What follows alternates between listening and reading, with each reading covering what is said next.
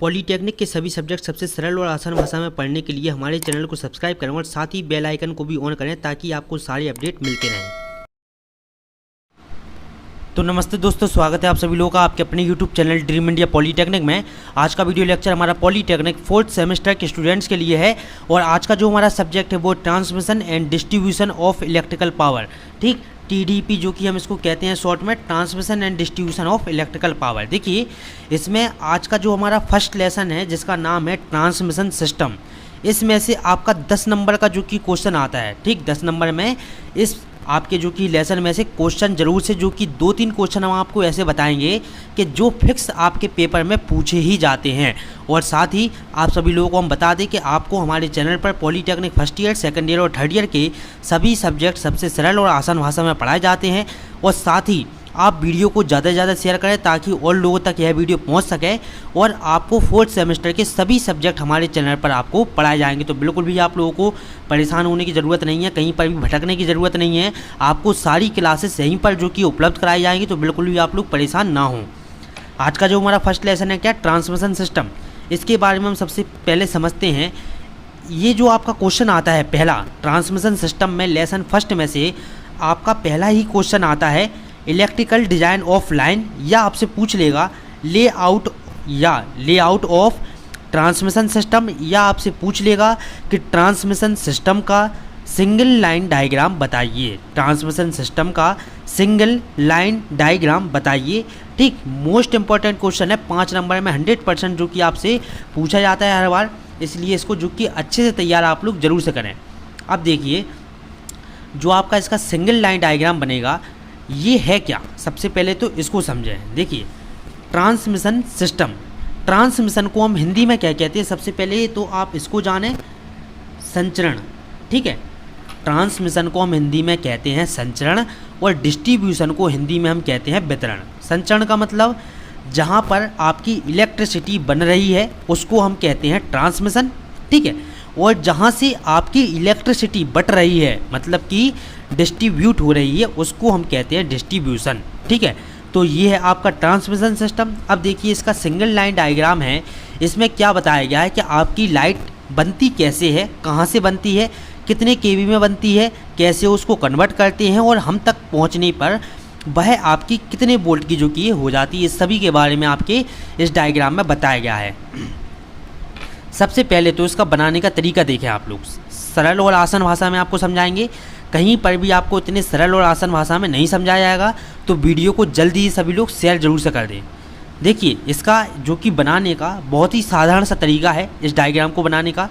सबसे पहले तो आपको 4 कॉलम बनाना है, 1 2 3 4, ठीक। आपको 4 कॉइल बनानी है इसी तरह से, ऊपर वाली कॉइल छोटी, नीचे वाली कॉइल बड़ी, ठीक है। अब ऊपर वाली छोटी और नीचे वाली कॉइल आपकी बड़ी कब होगी, जब आपका स्टेप अप ट्रांसफार्मर हो।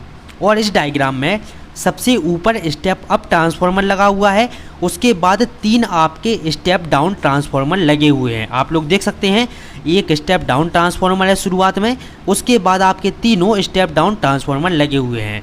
इसमें आपके 4 कॉलम रहते हैं। पहला होता है प्राइमरी ट्रांसमिशन सब स्टेशन, दूसरा होता है सेकेंडरी ट्रांसमिशन सब स्टेशन, और तीसरा होता है प्राइमरी डिस्ट्रीब्यूशन सब स्टेशन, और चौथा होता है आपका secondary distribution sub station. Diagram के माध्यम से हमको क्या समझने को मिला कि आपके इसमें 4 जो कि है कॉलम होते हैं, 2 आपके होते हैं आपके ट्रांसमिशन सब स्टेशन के लिए और 2 होते हैं डिस्ट्रीब्यूशन सिस्टम के लिए, ठीक, सब स्टेशन के लिए, सॉरी, 2 होते हैं डिस्ट्रीब्यूशन सब स्टेशन के लिए और एक आपके 2 होते हैं ट्रांसमिशन सिस्टम के लिए। अब क्या होता है, जब 11 केवी की इलेक्ट्रिसिटी हमारी बनती है या जनरेट होती है, हमारी जनरेट जो कि इलेक्ट्रिसिटी कितने पर होती है, 11 केवी में होती है। तो 11 केवी में जब आपकी इलेक्ट्रिसिटी बनेगी, उसके बाद इलेक्ट्रिसिटी आपकी आती है प्राइमरी ट्रांसमिशन सब स्टेशन में। आपकी 11 केवी की, आपकी जो कि है 11 केवी की आपकी इलेक्ट्रिसिटी सबसे पहले आती है प्राइमरी ट्रांसमिशन सब स्टेशन में। यहाँ पर हम क्या करते हैं, यहाँ पर हम विद्युत धारा को 11 केवी से 132 केवी में कन्वर्ट करते हैं। देखिए, स्टेप अप ट्रांसफार्मर लगा हुआ है, तो अप का मतलब बढ़ेगी, बढ़ गई है आपकी 11 से कितना हो गया, 132 केवी। यहाँ पर क्या होगा, प्राइमरी ट्रांसमिशन सब स्टेशन में धारा के मान को 11 kV से 132 kV में चेंज किया जाता है या परिवर्तित किया जाता है स्टेप अप ट्रांसफार्मर की सहायता से। जितनी कहानी हमने आपको बताई है इतनी ही कहानी आपको लिखनी है। किसी भी टॉपिक को हमको कहानी की तरह समझना है, एकदम अपने दिमाग पर बिल्कुल भी प्रेशर नहीं लेना है। बहुत ही सरल आपके जो कि ये सब्जेक्ट है, तो बिल्कुल भी आप लोग परेशान ना हो। ऑल क्लियर की हम लोग जो कि गारंटी लेते हैं अगर आप लोग सभी वीडियो लेक्चर ध्यान से देखते हैं तो। देखिए इसमें हम क्या लिखेंगे, प्राइमरी ट्रांसमिशन सबस्टेशन में हम लिखेंगे कि प्राइमरी ट्रांसमिशन सबस्टेशन में हम 11 kV की इलेक्ट्रिसिटी को 132 kV में चेंज करते हैं स्टेप अप ट्रांसफार्मर की सहायता से। इसके बाद आपकी जो कि है सप्लाई को आगे भेजते हैं। अब आगे जब आपका दूसरा कॉलम आता है तो दूसरे कॉलम में आप देख सकते हैं सेकेंडरी ट्रांसमिशन सबस्टेशन। दूसरे कॉलम में क्या है, सेकेंडरी ट्रांसमिशन सबस्टेशन। यहाँ पर क्या होता है, सेकेंडरी ट्रांसमिशन सबस्टेशन में हम 132 kV को 33 kV में कन्वर्ट करते हैं स्टेप अप ट्रांसफार्मर की सहायता से।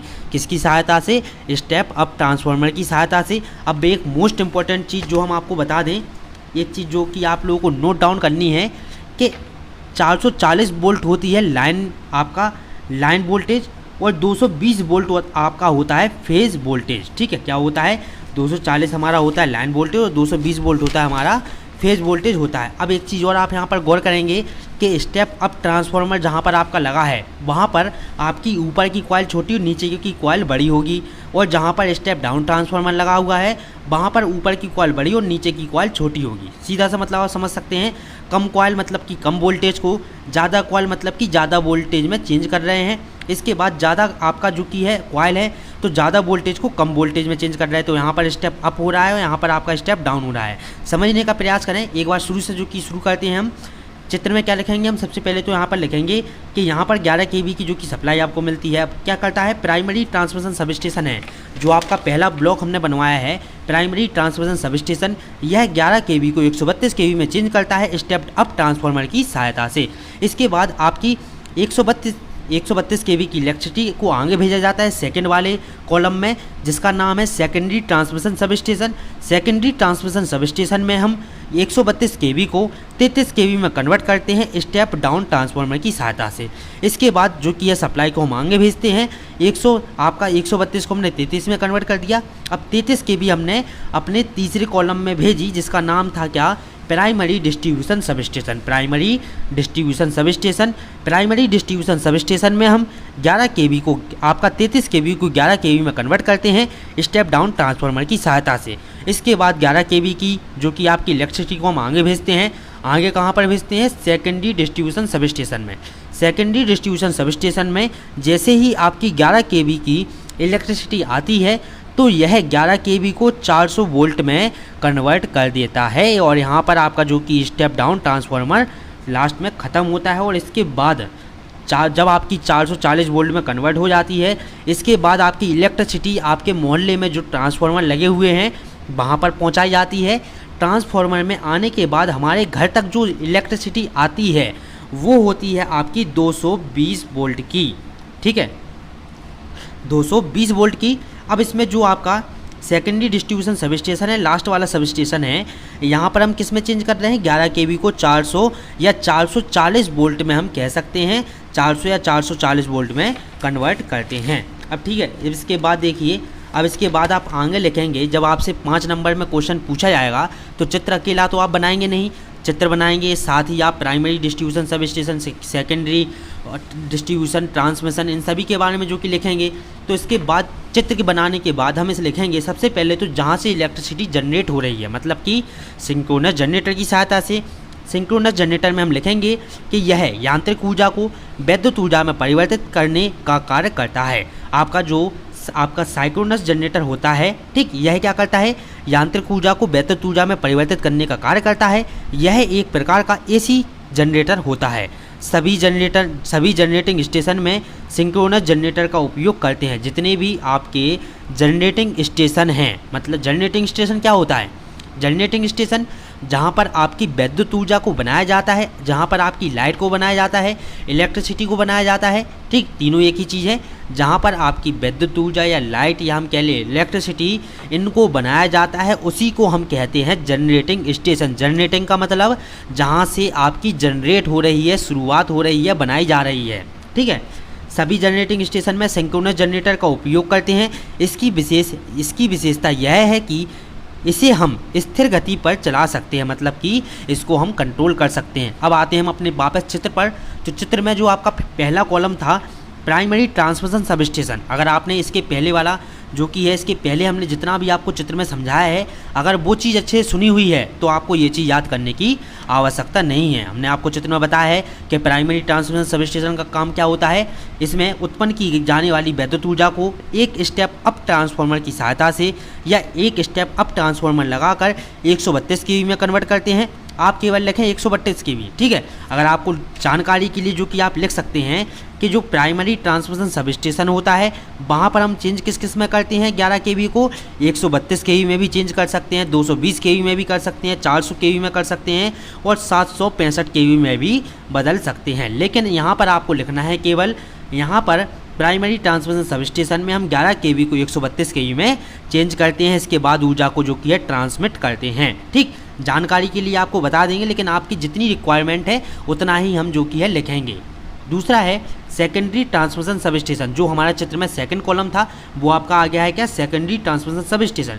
इसमें 132 kV के पावर को स्टेप डाउन ट्रांसफार्मर लगाकर 67 kV या आपका 33 kV में बदलते हैं, बदला जाता है। तीसरा है प्राइमरी डिस्ट्रीब्यूशन सब स्टेशन। इसमें 33 kV उत्पन्न की गई ऊर्जा को स्टेप डाउन ट्रांसफार्मर की सहायता से 11 kV में कन्वर्ट करते हैं। इसके बाद पावर को जो कि है डिस्ट्रीब्यूट किया जाता है। अब आप एक चीज़ देखिए, जो आपका थर्ड कॉलम है यहाँ से आपकी पावर को हम डिस्ट्रीब्यूट करना शुरू कर रहे हैं, ठीक है। अब इसके बाद देखिए चौथा नंबर का आपका जो चौथा कॉलम था वहाँ पर क्या लिखा था, सेकेंडरी डिस्ट्रीब्यूशन सब स्टेशन। इसमें 11 kV की विद्युत ऊर्जा को स्टेप डाउन ट्रांसफार्मर की सहायता से 400 या 440 वोल्ट में बदलते हैं। इसके बाद पावर को जो कि है उपयोग में लाया जाता है, मतलब कि घरों के पास लगे ट्रांसफार्मर। आपकी जो सेकेंडरी डिस्ट्रीब्यूशन सब स्टेशन होता है यहाँ पर आपका इलेक्ट्रिसिटी बनने के बाद डायरेक्ट आपको नहीं मिलती है। सबसे पहले क्या करते हैं, यहाँ पर जब आपकी सेकेंडरी डिस्ट्रीब्यूशन सब स्टेशन में सारी प्रोसेस आपकी हो जाती है, सारी क्रियाएं हो जाती हैं, उसके बाद आपकी इलेक्ट्रिसिटी को आपके जो कि है मोहल्ले के ट्रांसफार्मर में भेजा जाता है। ट्रांसफार्मर में भेजे जाने के बाद हमारे जो घरों में सप्लाई आती है वो आती है कितनी, 420 वोल्ट की। मतलब क्या हुआ, जो आपका सेकेंडरी डिस्ट्रीब्यूशन सब स्टेशन के बाद आपका ट्रांसफार्मर लगा हुआ है तो ट्रांसफार्मर 400 वोल्ट की बिजली को या 440 वोल्ट की बिजली को 220 वोल्ट में जो कि है परिवर्तित करके हमको भेजता है, ठीक है।